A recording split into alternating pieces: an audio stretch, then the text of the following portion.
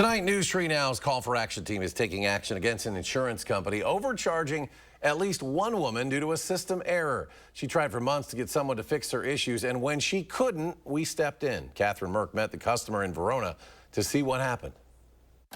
If I can't fix this for myself and for my family, there has to be others that are having the same issue.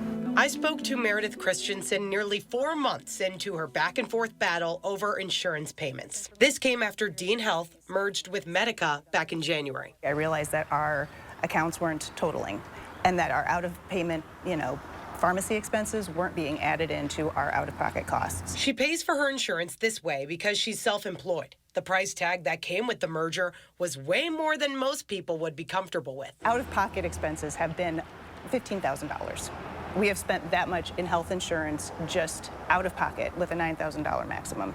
That's a lot of money to have just out of the blue that you're not budgeting for. You know what your out-of-pocket maximum is, but to exceed it by that much, that's a huge expense. She says the company gave her this letter recognizing the issue and said they would be working to proactively fix it without answers. Since then, I've reached out 20 different times to try and resolve this problem.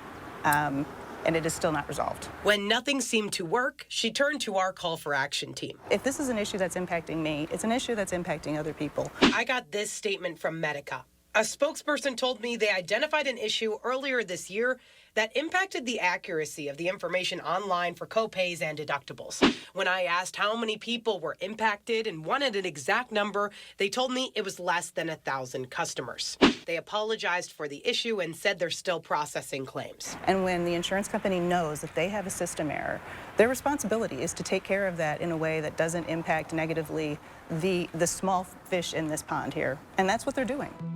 As of this week, Meredith still hasn't gotten this fixed. She hopes by speaking to us about the issue, other customers can put an end to their months-long frustrations. The urgency maybe isn't there as significantly as it is for me, and it hasn't really gone anywhere.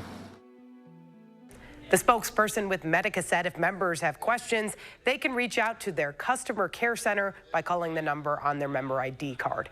Meredith says if she had any advice for people in this situation, she would tell people to hold on to all documents from the insurance provider to make sure claims can hold up to these larger companies.